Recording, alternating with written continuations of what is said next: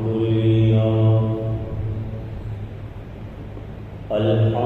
لله وكفى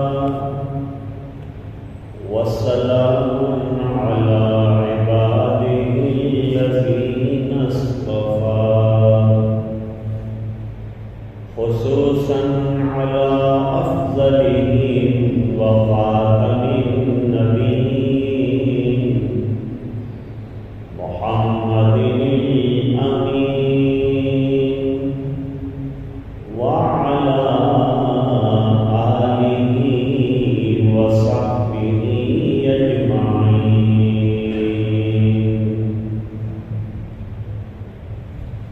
أما بعد،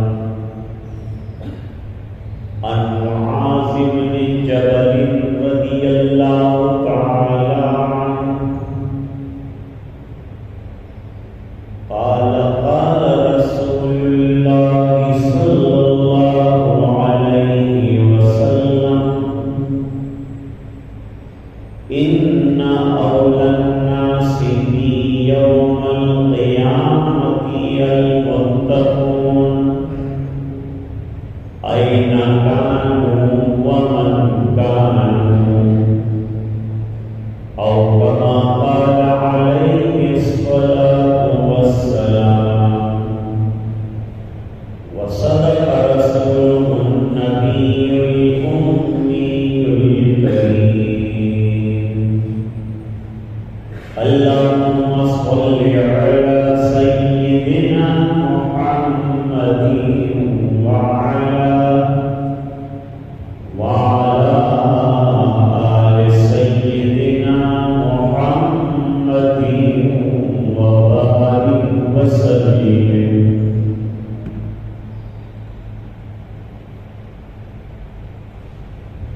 بزرگوں اور دینی بھائیوں،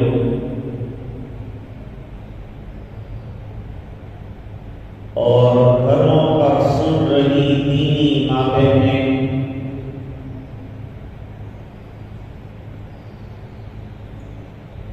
اللہ تعالی نے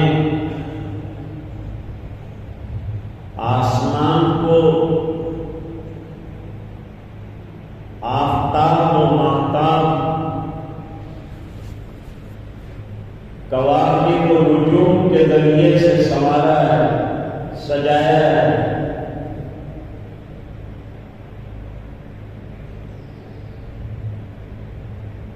اور اپنی زمین کو اللہ تعالی نے سمندروں سے، پہاڑوں سے، درختوں سے سجایا ہے. اور قرآن کریم کو اللہ تعالی نے تقویٰ اور متقین کے تذکرے سے سجایا ہے.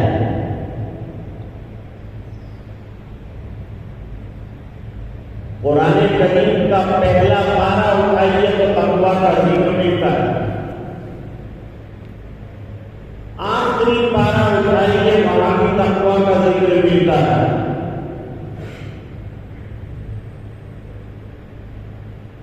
ابھی حضرت قاری صاحب نے جو تلاوت فرمائی،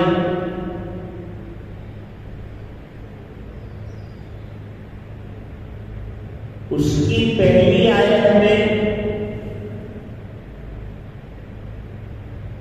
دو مرتبہ اللہ سے ڈرنے کا حکم ہے، تقویٰ کا حکم.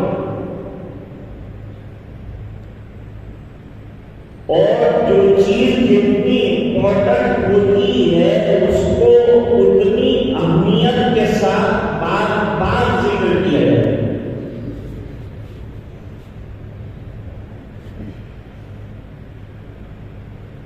تقویٰ کیا ہے؟ ہم کہتے ہیں فلاں صاحب بڑے متقی ہیں، پرہیزگار ہیں. تقویٰ کے معنی پرہیزگار ہیں. پرہیزگاری کا مطلب یہ ہے کہ ڈاکٹر صاحب علاج بھی دیتے ہیں اور کچھ چیزوں سے بچنے کے لیے بھی کہتے ہیں. یہ جو بچنا ہے اسی کا نام پرہیز ہے اور اسی کا نام در حقیقت تقویٰ ہے۔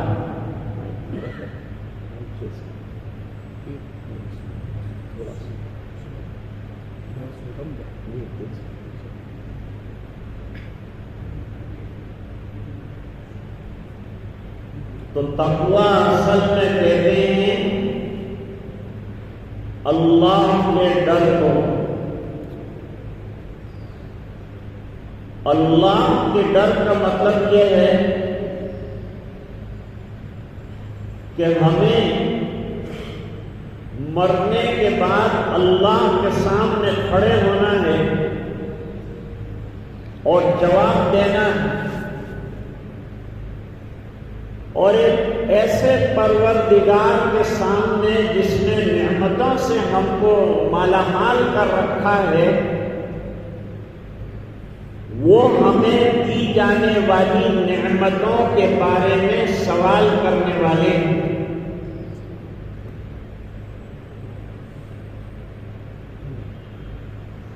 ذرا اس کو سمجھنا چاہیے، تقویٰ ہے کیا؟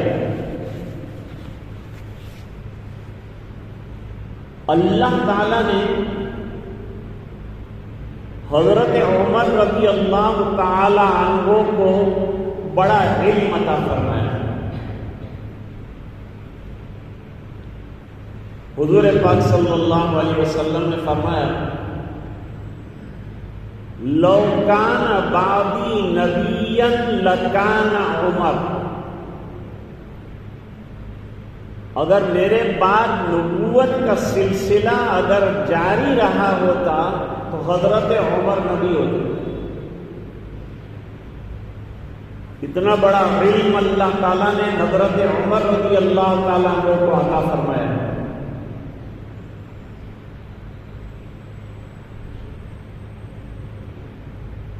حدیث میں ایک بیان ہے کہ خواب میں حضور پاک صلی اللہ علیہ وسلم نے دودھ پیا ایک پیالے میں۔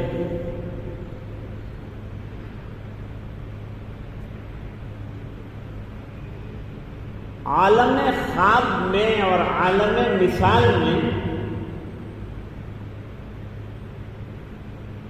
دودھ کی تعبیر علم کے ساتھ دی جاتی ہے۔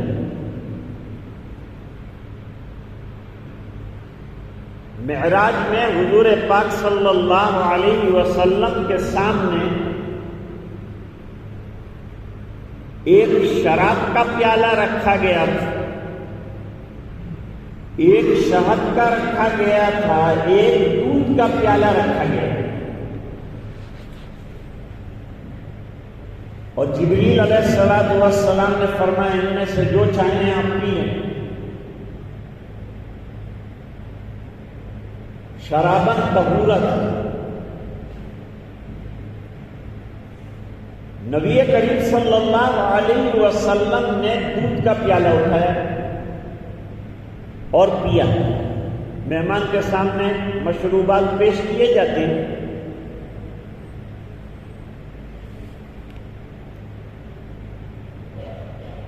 حضرت جبریل علیہ السلام نے فرمایا، اصبت الفطرت، آپ نے فطرت کی ترجمانی کر لی۔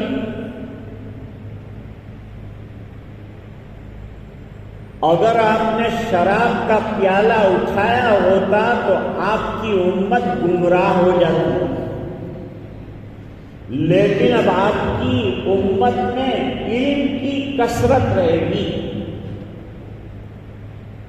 کیسے کیسے جلیل القدر علماء پیدا ہوئے ہیں اس امت میں، اور کیسے کیسے علم کے پہاڑ جو ہیں وہ پیدا ہوئے ہیں اس امت میں۔ یہ سب سرکار کے اس دودھ پینے کا نتیجہ ہے۔ اس لیے علماء نے لکھا کہ کثرت تصنیف اس امت کی خصوصیت ہے۔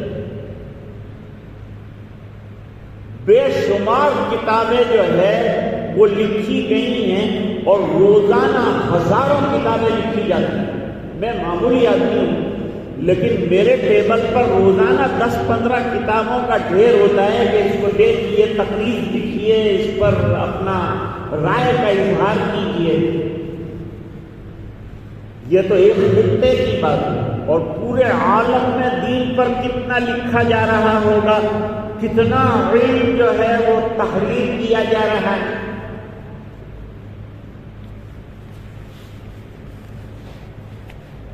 تو نبی کریم صلی اللہ علیہ وسلم نے دودھ پیا، اور حدیث شریف میں ہے کہ دودھ اتنا پیا کہ آپ کا پورا سراپا جو ہے وہ سیراب ہو گیا، اور اس کے بعد جو ہے انگلی کے پوروں سے جو ہے وہ دودھ نکلنے لگا. سیرابی کا عالم یہ تھا.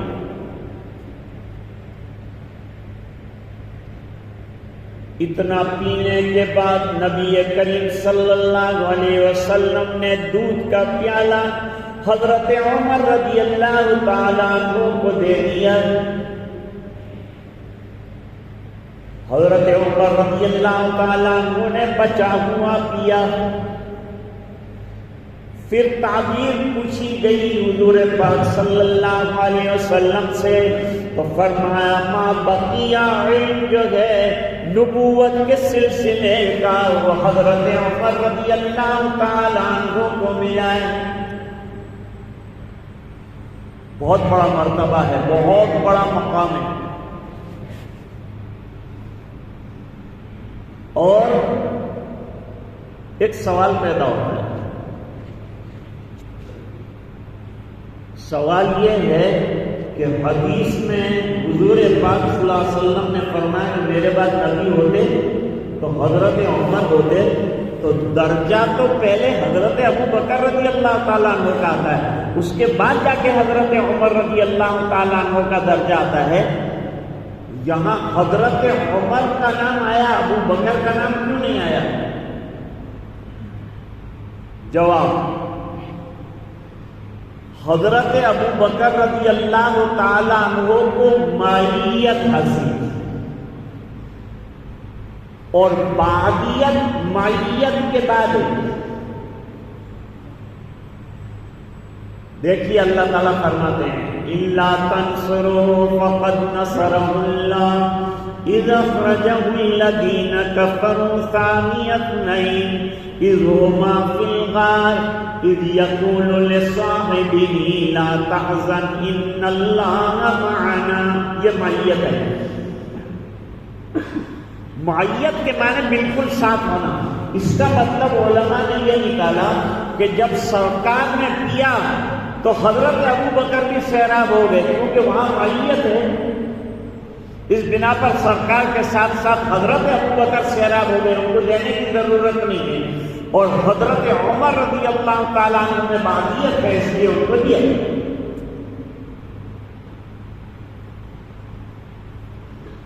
حضرت عمر رضی اللہ تعالیٰ عنہ کو نسبت اتحادی حاصل.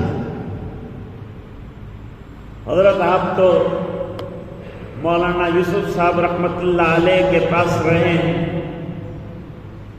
حضرت نے اپنی کتابوں میں لکھا ہے، اور حضرت شیخ رحمۃ اللہ علیہ نے الابواب والتراجم میں نسبت کے بارے میں لکھا ہے. شاہ عبد العزیز صاحب رحمۃ اللہ علیہ نے نسبت کے بارے میں لکھا ہے. نسبتیں 4 ہیں. ان 4 نسبتوں میں سب سے اعلیٰ درجے کی نسبت نسبت اتحادی. فرق ہی نہ رہے اصل میں اور مجاز میں، فرق نہ رہے. اس کی کوئی دلیل ہے؟ جی ہاں، اس کی دلیل بخاری شریف میں. امام بخاری رحمۃ اللہ علیہ نے ایک حدیث کی تخریج کی. حضرت صدیق اکبر رضی اللہ تعالیٰ عنہ نے اپنے مکان کے چھوٹے سے آنگن میں ایک عبادت خانہ بنایا تھا. اور اس میں رات دن نماز اور قرآن کی تلاوت. آج امت کو یہ دو چیزوں کی شدید ضرورت ہے، نماز زندگیوں میں ہو اور قرآن کی تلاوت ہر حال ہو. جب موقع مل جائے تلاوت ہو. تلاوت تو امت نے تھوڑا چھوڑ دیا ہے، رمضان میں کرتے ہیں لیکن غیر رمضان میں توجہ کے ساتھ تلاوت نہیں کرتے.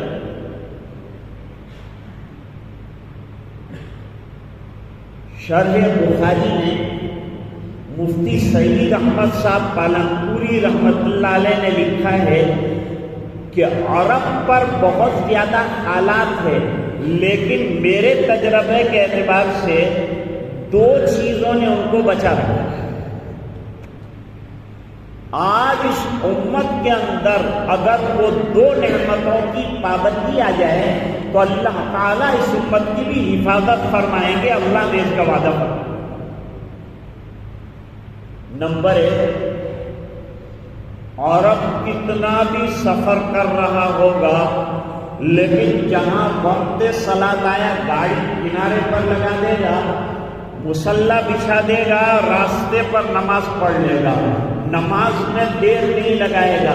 اور حدیث میں فرمایا اللہ کو جو اعمال پسند ہیں ان تمام میں بہترین عمل یہ ہے کہ انسان جو ہے جیسے ہی وقت نماز ہو جائے نماز ادا کرنا. وقت پر نماز ادا کرنا اللہ تعالیٰ کے یہاں انتہائی پسندیدہ عمل ہے. دوسرا عمل عربوں کا حضرت فرماتے ہیں یہ دیکھا کہ مسجد میں آئے اور دیکھا کہ وقت ابھی باقی ہے، 2 گانا ادا کر لیا اور فوراً جیب میں سے قرآن شریف نکالا اور جتنی آیتیں پڑھ سکتے ہیں پڑھ لی.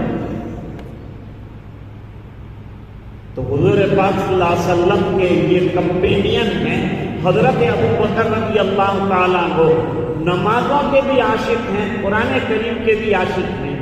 اس بنا پر اپنے گھر کے اندر آنگن میں ایک چھوٹی سی مسجد بنائی اور اس میں عبادت کرتے تھے، نمازیں پڑھتے تھے اور تلاوت کرتے ہوئے زار و قطار روتے تھے کہ اللہ کا کلام اور ہم پڑھیں. اللہ اجازت دیں کہ میرا پیارا اور پاک کلام پڑھو. ہمارے بزرگ فرماتے ہیں کہ ہم گندے ہیں، ہماری زبانیں گندی، اس پر کیا کیا باتیں آتی ہیں اور کیا کیا چیزیں نکلتی ہیں. جھوٹ بھی آتا ہے، غیبت بھی آتی ہے، کبھی گالی گلوچ بھی آتا ہے، کبھی کینہ کپٹ کی بات بھی آتی ہے. ایسی گندی زبان کے ساتھ تو اللہ کو یوں فرمانا چاہیے تھا کہ خبردار میرے قرآن کی تلاوت کی ہے تم نے، پہلے زبانوں کو پاک کر کے آؤ، پھر جو ہے ہم جو ہے تلاوت کی اجازت دیں گے. لیکن اللہ نے فرمایا نہیں، جیسی بھی ہو تمہاری زبان، میرا حکم ہے کہ تلاوت کرو. اتل ما اوحی الیک من الکتاب.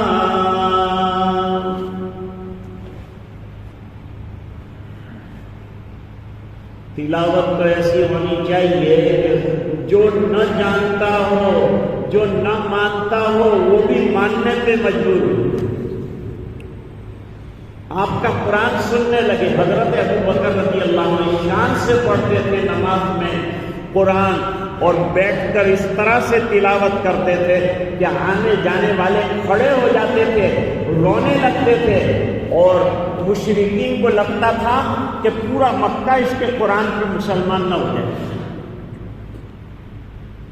عورتیں بہت زیادہ متاثر ہوتی تھیں، بچے متاثر ہوتے تھے، کھڑے ہو کر دیکھتے تھے واجبانہ قرآن کا پڑھنا. برداشت نہیں ہوا. مشرکین مکہ نے کہا کہ تم کو یہ آنگن کی مسجد بند کرنی نہیں، ہم پڑھنے دیں گے تم کو، کیونکہ تمہارے ریسیٹیشن کا اثر بڑا غلط پڑ رہا ہے. ہمارے بچے مسلمان ہو جائیں گے، ایمان قبول کر بیٹھیں گے، ان کو اس کا سب سے بڑا ڈر.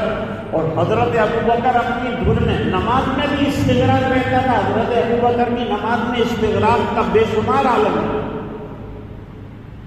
اس کا بھی واقعہ قاری صاحب سنا تو وہ حدیث بخاری کی. امام بخاری رحمۃ اللہ علیہ نقل فرماتے ہیں مدنی زندگی میں دو زندگیاں، ایک مکی زندگی، ایک مدنی زندگی۔ مدنی زندگی میں نماز باجماعت کا اہتمام ہوتا ہے، مکی زندگی میں یہ نہیں تھا۔ قباء میں آ کے حضور نے مسجد بنائی اور باجماعت نماز شروع کی، پھر مدینہ منورہ کے اندر مسجد بنی۔ 6 مہینے کا عرصہ لگا مسجد کے بننے کے اندر۔ حضور پاک صلی اللہ علیہ وسلم نے بنی نجار کی زمین لی تھی اور اس کے اندر مسجد تعمیر فرمائی۔ 6 مہینے کے اندر برابر کام کرتے رہے سرکار بھی صحابہ کے ساتھ مل کر اور مسجد کو تیار فرمائی۔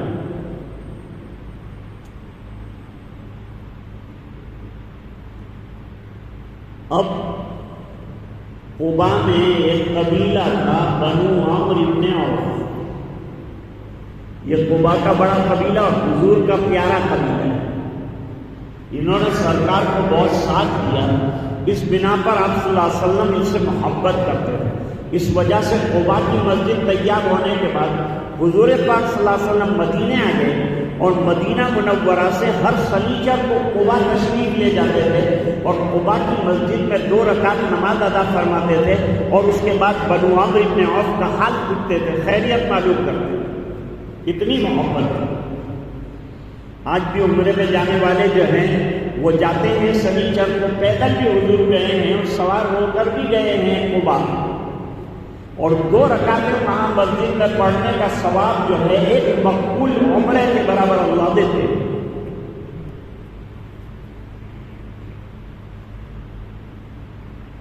بنو عمرو بن عوف میں ذرا جھگڑا ہو گیا، چھوٹی موٹی بات پہ کبھی کبھی جھگڑا ہو جاتا ہے، لیکن جھگڑے کو جلدی سالو کر لینا چاہیے، اس کو لمبا نہیں ہونے دینا چاہیے، ورنہ 2 جماعتیں بن جاتی ہیں، اور 2 کیا کئی جماعتیں بن جاتی ہیں۔ جب سرکار کو پتا چلا کہ بنو عمرو بن عوف میں 2 گروہ بننے جا رہے ہیں، جھگڑا مار پیٹ تک پہنچا ہے، تو حضور پاک صلی اللہ علیہ وسلم 2-3 صحابہ کرام کو لے کر بنو عمرو بن عوف میں تشریف لے گئے۔ وقت تھا صبح کا اور کہہ کر گئے کہ اگر مجھے دیر ہو جائے تو حضرت ابوبکر سے کہنا کہ وہ نماز کی امامت کرائیں، اور حضرت بلال سے کہہ گئے ظہر کا وقت آیا، اور جب ظہر کا وقت آیا تو حضرت بلال نے حضرت ابوبکر رضی اللہ تعالیٰ عنہ سے کہا کہ امامت فرمائیے، کا اجازت ملی ہے؟ حضور نے فرمایا کہ جی سرکار نے اجازت دی ہے کہ مجھے دیر ہو جائے تو ابوبکر نماز پڑھیں۔ حضرت ابوبکر رضی اللہ عنہ آگے بڑھ گئے، اب ادھر نماز شروع کی، ادھر حضور تشریف لے آئے، اور پیچھے کی صفوں میں سے ہوتے ہوئے آپ آگے تشریف لائے۔ صحابہ کرام کو پتہ چل گیا کہ آئے ہیں، کوئی کھٹکھاٹ رہا ہے، کوئی کیا کر رہا ہے، متوجہ کر رہے ہیں حضرت ابوبکر رضی اللہ تعالی۔ اخیر میں تصویر سے کامیاب، اور حضرت ابوبکر اپنی نماز میں اتنے مستغرق ہیں کہ لوگ پیچھے سے اشارے کر رہے ہیں، کچھ پتہ نہیں، کیونکہ نماز ایسی شان کی ہونی چاہیے، اتنے استغراق کی ہونی چاہیے۔ سفیان ثوری کے دونوں انگوٹھے کاٹ ڈالے نماز میں، پتہ نہیں چلا۔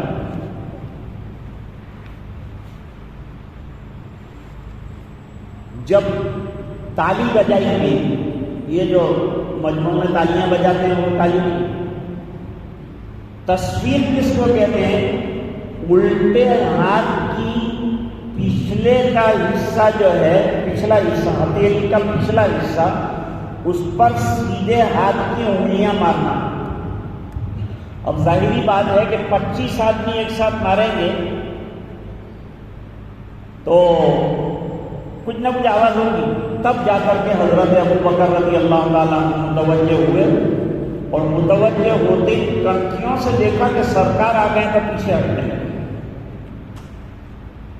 حضور نے اشارہ کیا، مکانکم وہیں رہو، پیچھے مت آؤ۔ لیکن سرکار کے ادب میں اور طاعت میں پیچھے آ گئے۔ حضرت ابوبکر رضی اللہ تعالیٰ کو حضور پاک صلی اللہ علیہ وسلم نے نماز کے بعد فرمایا، جب میں نے اشارہ کیا تو رک جانا چاہیے تھا، کیوں نہیں رکے تم اور کیوں پیچھے آئے؟ فرمایا ابن ابی قحافہ کے لیے لائق نہیں ہے کہ سرکار پیچھے ہوں اور ابوبکر آگے بڑھے۔ یہ ادب کے خلاف سمجھا۔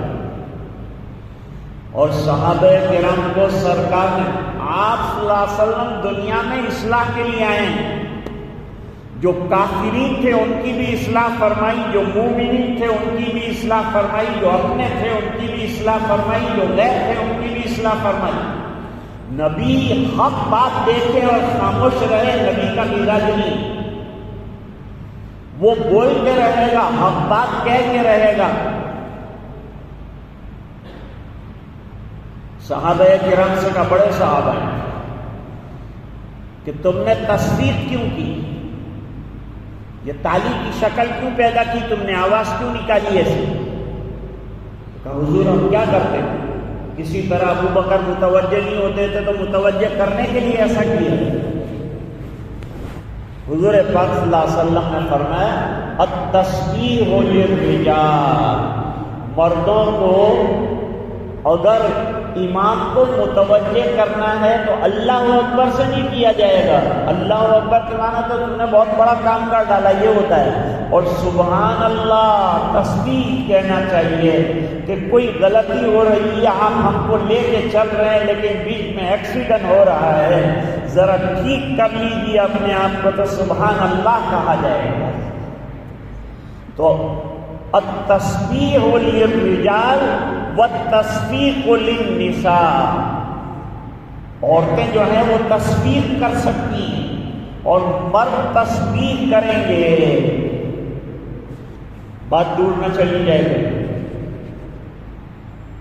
حضرت ابوبکر رضی اللہ تعالیٰ عنہ کو روکا گیا، نماز نہ پڑھیں، قرآن نہ پڑھیں، اور یہ ناقابل برداشت تھا۔ حضرت ابوبکر رضی اللہ عنہ فرماتے میری رضا نماز ہے، ایک ایمان والے کی رضا نماز ہے، ایک ایمان والے کی رضا قرآن ہے۔ یہ رضا نہیں ملے گی تو مر جائے گا، نہ روح اس کی ختم ہو جائے گی۔ اس بنا پر حضرت ابوبکر رضی اللہ تعالیٰ عنہ نے حضور کو کہے بغیر ہجرت کرنے کا ارادہ کیا۔ یہ ہجرت سے 6-7 مہینے پہلے کا واقعہ ہے، جو حضرت امام بخاری رحمۃ اللہ علیہ نے نقل فرمایا۔ تو اب ہوا یہ کہ جنگل میں جا رہے ہیں، ہجرت کر رہے ہیں، کسی اور دیار میں جانے کا ارادہ ہے۔ راستے میں مکے کا ایک سردار ملا، اس سردار کا نام تھا ابن الدوغنہ، اور بعض لوگوں نے لکھا ہے ابن الدوغنہ۔ وہ ملا، یہ مکے کا بڑا سردار تھا، افیکٹو اور بہت بڑا اپنے آپ کو سردار سمجھتا تھا۔ اس نے کہا ابن ابی قحافہ کہاں چلے؟ کہا تمہارے شہر میں نہیں رہنا۔ کیوں نہیں رہنا ہے شہر میں، کیا خرابی ہے؟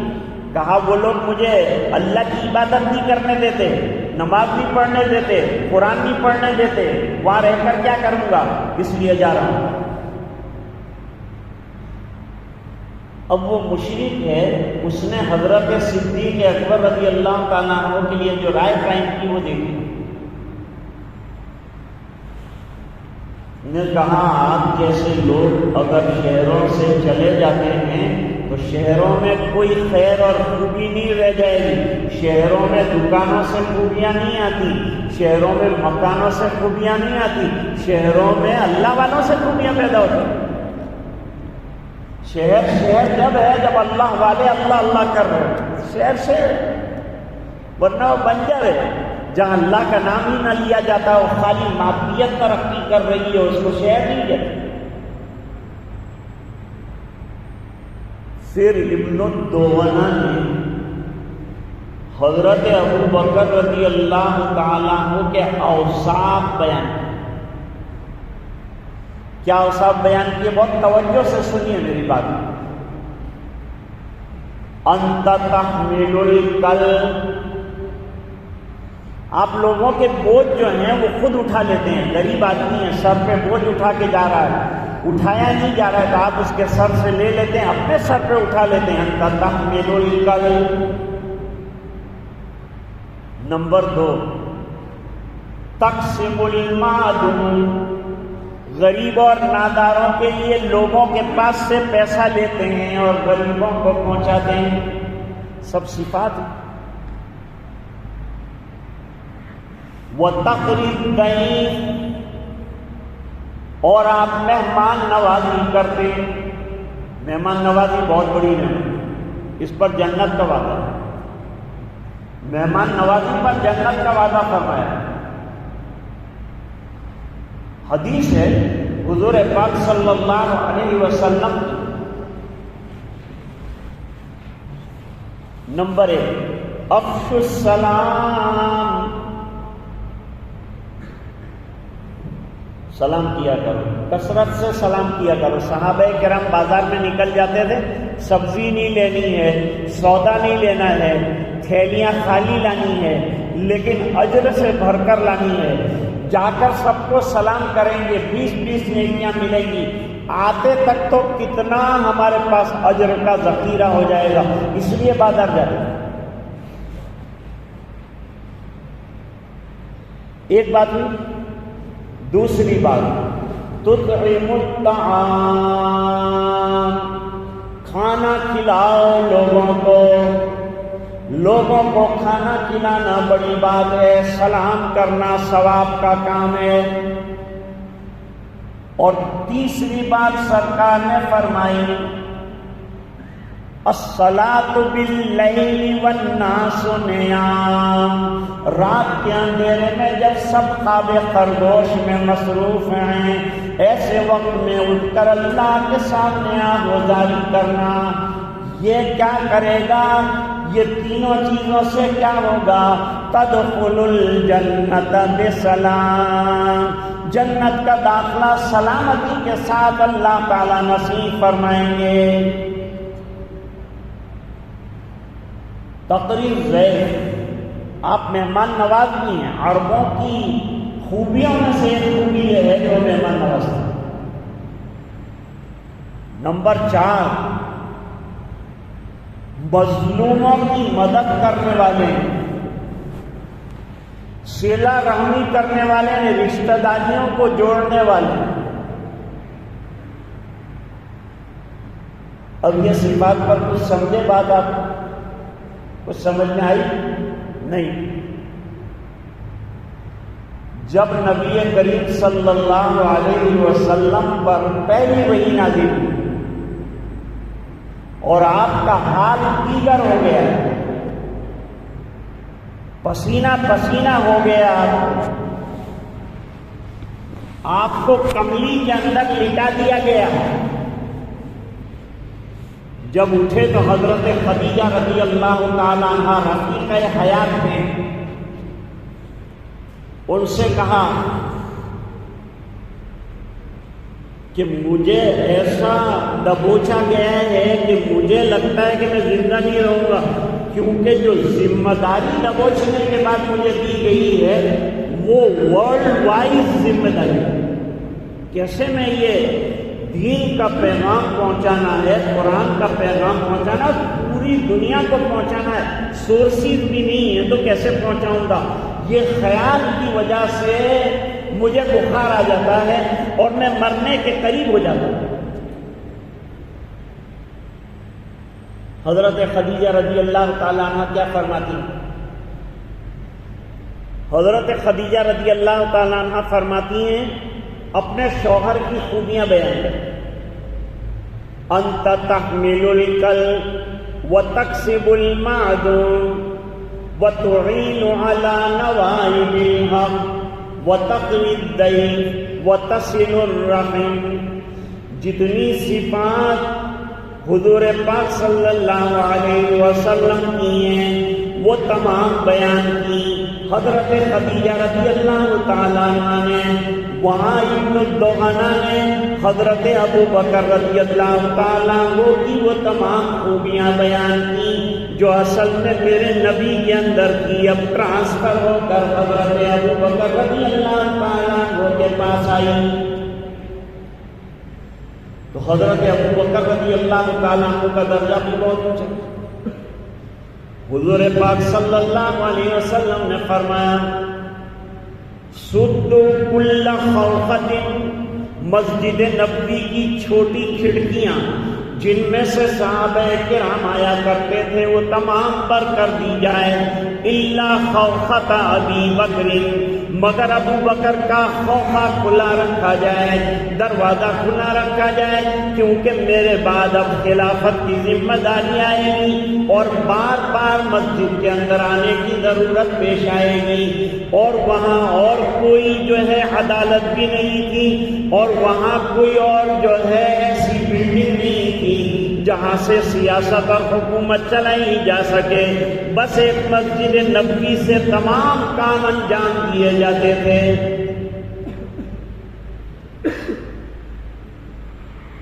ایک اور حدیث سن لو، حضور پاک صلی اللہ علیہ وسلم نے فرمایا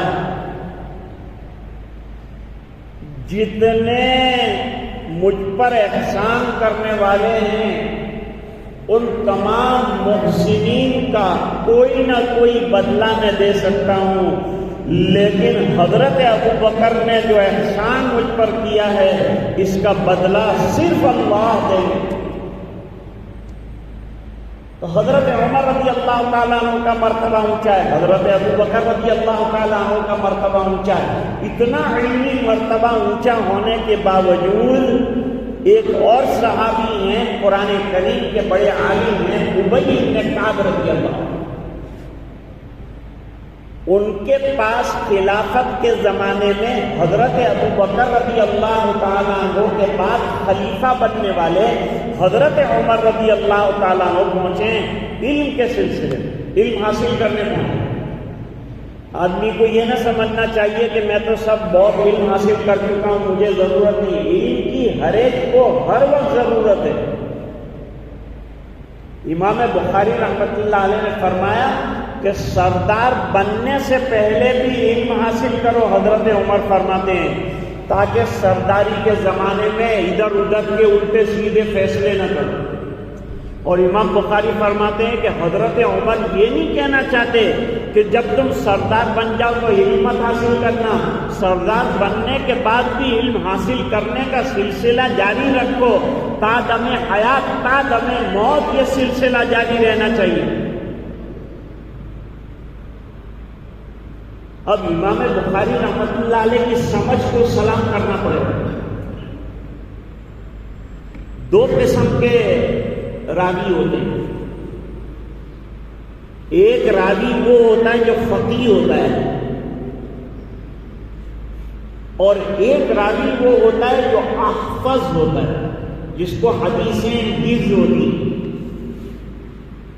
اور ایک وہ ہوتا ہے جو روایتوں کے بارے میں بہت فقیہ ہوتا ہے۔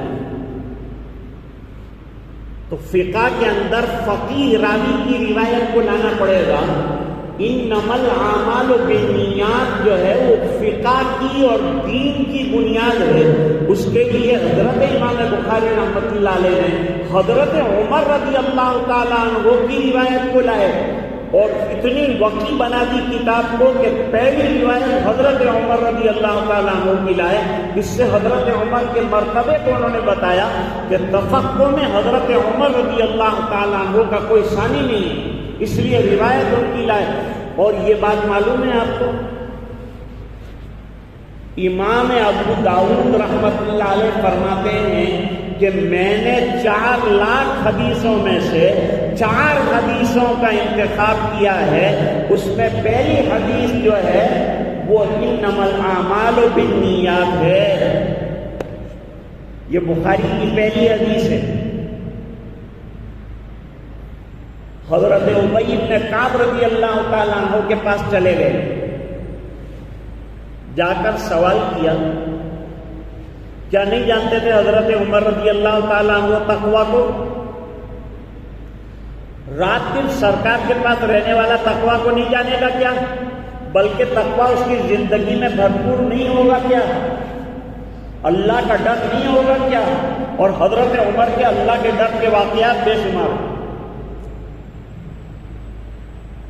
چھوٹے صحابی ابی بن کعب رضی اللہ عنہ علم کے اعتبار سے، لیکن چھوٹے صحابی کے پاس ایک علم ہے، وہ حاصل کرنے کے لیے حضرت عمر کو ذرا بھی چھینٹ نہیں ہو رہی ہے کہ میں بڑا ہو کر ان کے پاس کیسے علم حاصل کرنے کے لیے چلا جاؤں.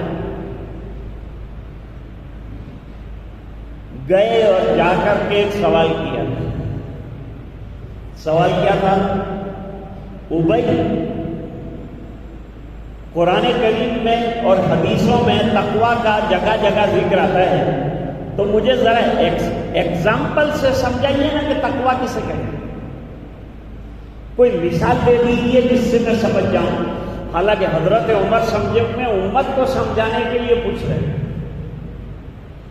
مجھے سمجھا دیجیے ذرا. اب ایک بات اور سمجھو،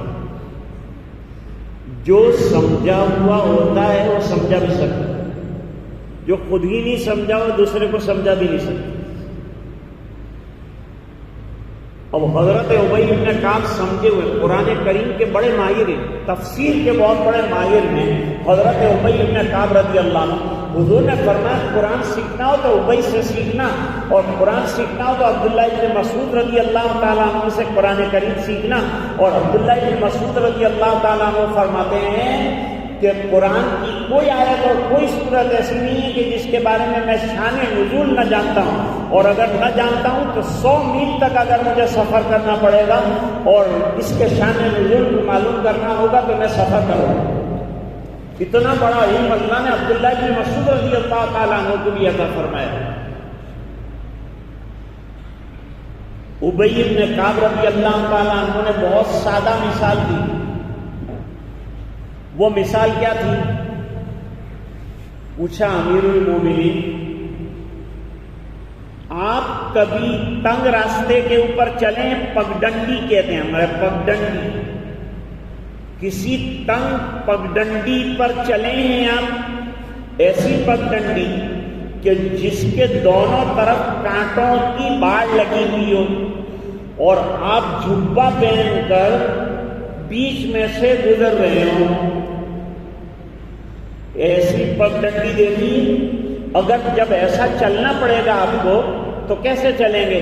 کہاں میں اپنا کرتا سمیٹ لوں گا اور سمیٹ کر بہت احتیاط سے کانٹوں سے بچتے ہوئے چلوں گا. فرمایا جس طرح سے اپنے کرتے کو کانٹوں سے بچاتے ہوئے تنگ راستے کے اوپر چل کر منزل تک کپڑوں کو بچاتے ہوئے پہنچنا ہوتا ہے، اسی طرح سے تقویٰ ہے کہ دونوں طرف گناہوں کی باڑ لگی ہوئی ہے، بیچ میں جو ہے جنت کا راستہ ہے، اور تم نے اسلام کا لباس پہن رکھا ہے، اور تم چاہتے ہو کہ تمہارا لباس گناہوں کے کانٹوں میں کہیں کھو نہ جائے. تو جتنی احتیاط کے ساتھ تم گزرو گے، اتنی احتیاط کے ساتھ زندگی گزارنے کا نام تقویٰ ہے. کتنی بہترین مثال سے سمجھایا، کتنی بہترین بات سمجھائی. اب میں نے آپ کے سامنے ایک حدیث شریف پیش کی ہے. حضرت معاذ بن جبل رضی اللہ تعالیٰ عنہ جلیل القدر صحابی ہیں اور بڑے کم سن نوجوان صحابی ہیں، اور ان کے کمالات میں سے اور ان کی خوبیوں میں سے ایک بڑی خوبی یہ ہے کہ یہ ہر وقت حضور پاک صلی اللہ علیہ وسلم کی مجلس کی تلاش میں رہتے ہیں. اللہ والوں کی مجلس کی تلاش میں رہا کرو، جہاں مل جائے بات سمجھ میں نہ آئے اس کے باوجود بیٹھو، ہوتے ہوتے انشاءاللہ ان کی بات سمجھ میں آنے لگے گی، فائدہ ضرور ہوگا. اس بنا پر کہ اللہ کے گھر میں بیٹھنے سے انوار تو برستے ہی، رحمت خداوندی ہر وقت جو ہے نازل ہوتی ہی رہتی. اور میں نے تقویٰ کا سبق کیوں چھیڑا؟